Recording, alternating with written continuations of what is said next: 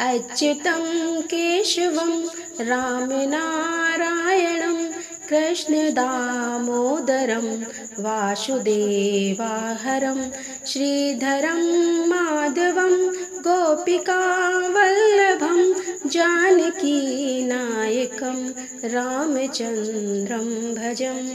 कार्तिक मास महात्म्य और कथा सुनने वाले सभी भक्तों का आज की कथा में हार्दिक स्वागत है। भगवान श्री कृष्ण और श्रीमती राधा रानी की कृपा सदैव आप पर और आपके समस्त परिवार पर बनी रहे।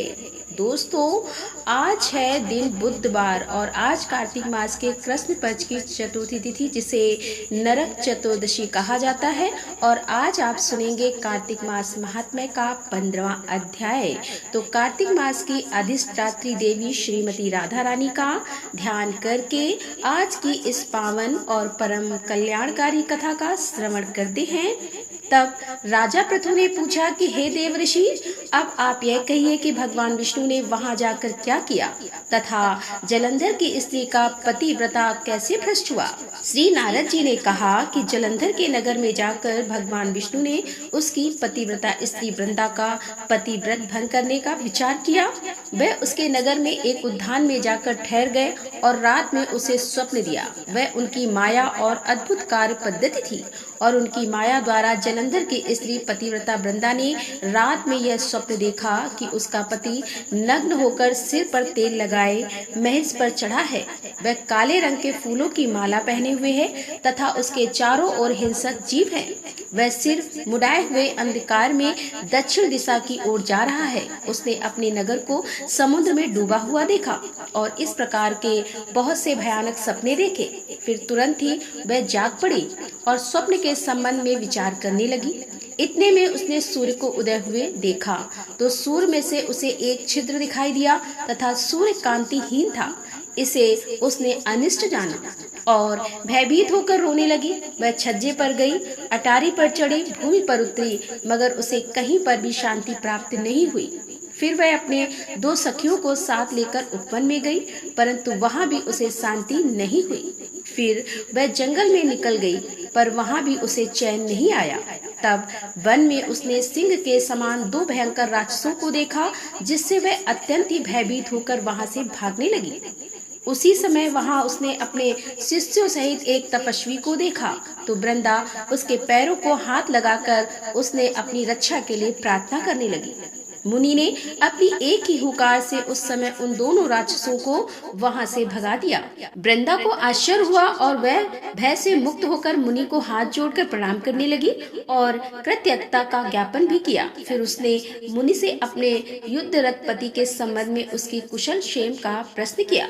मुनि ने मौन होकर आगे पीछे देखा, कुछ कहना चाहा कि उसी समय 2 वानर उनके पास आकर हाथ जोड़कर खड़े हो गए। जो ही मुनि ने भुक्ति का संकेत किया तो वानर उड़कर आकाश में चले गए। फिर वह जलंधर का सिर और धड़ लेकर मुनि के पास थोड़ी ही देर में वापस आ गए। तब वृंदा अपने पति को मरा हुआ जानकर मूर्छित होकर धरती पर गिर पड़ी और अनेक प्रकार के वचन कहकर दारुण विलाप करने लगी। तत्पश्चात उसने मुनि जी से कहा कि हे कृपानिधि, आप मेरे पति को जीवित कर दीजिए। पतिव्रता परायण दैत्य पत्नी ऐसा कहकर दुखी श्वास को छोड़ती हुई मुनि के चरणों में गिर पड़ी। तब मुनिवर ने कहा कि यह शिव जी द्वारा युद्ध में मारा गया है, अतः यह जीवित नहीं हो सकता, क्योंकि जिसे भगवान शंकर मार देते हैं वह कभी जीवित नहीं हो सकता। परंतु शरणागत की रक्षा करना सनातन धर्म है, अतः कृपा करके मैं इसे जला देता हूँ। श्री नारद जी कहते हैं कि वह मुनि साक्षात विष्णु जी थे, जिन्होंने यह सब माया फैलाई थी। वह वृंदा के पति को जीवित करके अंतर्ध्यान हो गए। जलंधर ने उठकर वृंदा का आलिंगन किया और उसका मुख चूमा। वृंदा भी पति को जीवित देखकर बहुत खुश हुई। अब तक हुई सब बातों को स्वप्न ही समझा। तत्पश्चात बहुत दिनों तक वृंदा अपने पति के साथ विहार करती रही, लेकिन एक दिन उसने भगवान विष्णु को पहचान लिया और तब वह भगवान विष्णु पर क्रोध करती हुई बोली, पर स्त्री से गमन करने वाले विष्णु, तुम्हारे शील को धिक्कार है। मैंने जान लिया है कि वह मायावी तपस्वी तुम ही थे। ऐसा कहकर क्रुद्ध होकर पतिव्रता वृंदा ने अपने तेज को प्रकट करते हुए श्राप दिया। जो तुमने अपनी माया से 2 राक्षस मुझको दिखाए थे, वही दोनों राक्षस किसी समय तुम्हारी भी स्त्री का हरण करेंगे और उसके विरह में दुखी होकर तुम वानरों की सहायता से वन में भ्रमण करोगे और वह सर्वेश्वर जो इस समय तुम्हारा शिष्य बना हुआ है, वह वहां पर तुम्हारा साथी रहेगा। ऐसा कहकर पतिव्रता वृंदा भगवान विष्णु के लाख मना करने पर भी अग्नि में प्रवेश कर गई और ब्रह्मा आदि सभी देवता आकाश से उसका प्रवेश देखते रहे। वृंदा के शरीर का तेज श्री पार्वती जी के शरीर में चला गया और आकाश में जय जयकार होने लगी। पतिव्रता धर्म के प्रभाव से वृंदा ने मुक्ति प्राप्त की। ओम क्लीम कृष्णाय नमः। कार्तिक मास महात्म्य का 15वां अध्याय समाप्त हुआ और इसके आगे का वृतांत आप कल की कथा में सुनेंगे। और अब आप सुनेंगे कार्तिक मास की कहानी। दीपावली के 5 दिनों के उत्सव में धनतेरस के बाद नरक चतुर्दशी मनाई जाती है। इस दिन को छोटी दीपावली कहा जाता है और रूप चौदस, काली चौदस के नाम से भी जाना जाता है। इस दिन यम की पूजा की जाती है, भगवान कृष्ण की पूजा की जाती है, माँ काली की पूजा होती है और दक्षिण भारत में वामन पूजा का भी प्रचलन है। शास्त्रों के अनुसार इस दिन सूर्योदय से पहले उठना चाहिए। उठकर तेल और उपटन लगाकर भली बात स्नान करना चाहिए। नरक चतुर्दशी के स्नान का शास्त्रों में बहुत अधिक महत्व बताया गया है। जो मनुष्य एक दिन सूर्योदय से पहले उठकर स्नान नहीं करते, उनके वर्ष भर के लिए किए गए जो भी शुभ कार्य होते हैं, सभी शुभ कार्यों का नाश हो जाता है। वर्ष भर उनका दुख में ही बीतता है और वे मलिन तथा दरिद्र रहते हैं। इस दिन स्नान इत्यादि से निर्मित होकर यमराज का तर्पण करके 3 अंजलि जल अर्पित करने का विधान है और इस दिन यमराज के निमित्त दीपदान भी किया जाता है। अच्छा, दीपक जलाने का विधान हमारे शास्त्रों में दान भी किया जाता है। दीपक जलाने का विधान हमारे शास्त्रों में त्रयोदशी से अमावस्या तक है। त्रयोदशी के दिन यमराज के लिए एक दीपदान किया जाता है। फिर अमावस्या को बड़ी दीपावली का पूजन होता है। इन तीनों दिनों में दीपक जलाने का कारण यह बताया जाता है कि इन्हीं 3 दिनों में भगवान वामन ने राजा बलि की पृथ्वी को नापा था। भगवान वामन ने 3 पंगोलियां से, जिससे उसे यम यातना सहनी न पड़े और लक्ष्मी जी सदा उनके साथ रहे। नरक चतुर्दशी की कथा के अनुसार इस दिन दक्षिण भारत में वामन पूजा का भी प्रचलन कहा जाता है कि इस दिन राजा बलि अर्थात महाबली को भगवान विष्णु ने वामन अवतार में हर साल उनके यहाँ पहुँचने का आशीर्वाद दिया था। इसी कारण से वामन पूजा की जाती है। असुर राज बलि बोले कि हे भगवान, आपने कार्तिक मास के कृष्ण पक्ष की त्रयोदशी से लेकर अमावस्या तक की अवधि में मेरी संपूर्ण पृथ्वी नाप ली है। इसीलिए जो व्यक्ति मेरे राज्य में चतुर्दशी के दिन यमराज के निमित्त दीप दान करेगा, उसे यम यातना नहीं होनी चाहिए। और जो व्यक्ति इन 3 दिनों में दीपावली का पर्व मनाए, उनके घर को लक्ष्मी जी कभी ना छोड़े, ऐसा वरदान दीजिए। यह प्रार्थना सुनकर भगवान वामन बोले कि हे राजन, ऐसा ही होगा। तथास्तु।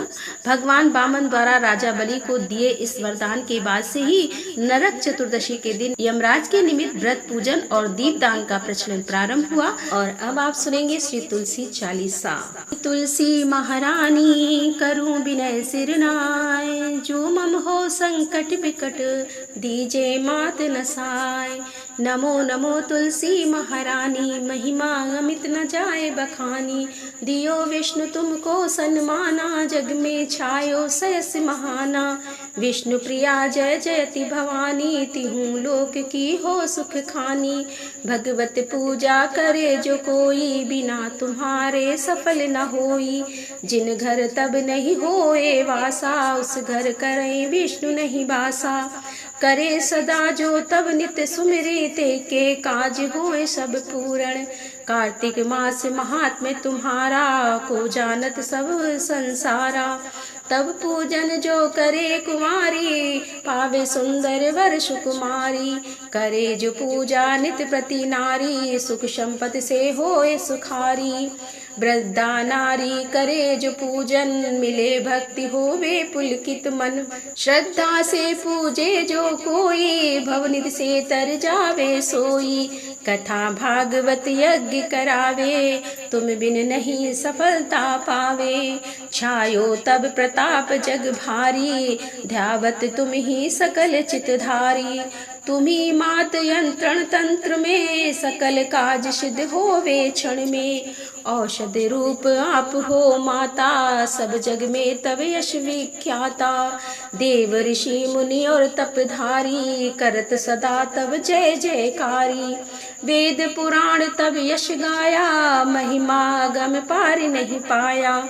नमो नमो जय सुख कारण, नमो नमो जय दुख निवारण। नमो नमो सुख संपत्ति देनी, नमो नमो अग काटन छेनी। नमो नमो भक्तन दुख हरनी, नमो नमो दुष्ट मद छेनी। नमो नमो भव पार उतारो, नमो नमो परलोक सुधारण। नमो नमो निज भक्त उबारण, नमो नमो जन काज सवारन। नमो नमो जय कुमति नशावनी, नमो नमो सब सुख उपजावनी। जयति जयति जय तुलसी माई, ध्यावत तुमको शीस नवाई। निज जन जानि मोहि अपनाओ, बिगड़े कारज आप बनाओ। करूं विनय मात तुम्हारी, पूरन आशा करूं हमारी। शरण चरण कर जोरी मनाऊं, निस दिन तेरे ही गुण गाऊं। करूं मात अब मोह पर दया, निर्मल होए सकल मम काया। मांगू मात यही वर दीजे, सकल मनोरथ पूर्ण कीजे। जानू नहीं कछु नेम अचारा, क्षमहु नाथ अपराध हमारा। 12 मास करे जो पूजा, तासम जग में और न दूजा। प्रथम ही गंगा जल मंगवाए, फिर सुंदर स्नान करावे। चंदन अक्षत पुष्प चढ़ावे, धूप दीप नैवेद्य लगावे। करे आचमन गंगा जल से, ध्यान करे हृदय निर्मल से। पाठ करे फिर 40 की, स्तुत करे मात तुलसा की। यह विधि पूजा करे हमेशा, ताके तन नहीं रहे कलेसा। करे मास कार्तिक का साधन, सोवे नित पवित्र हुई जाई।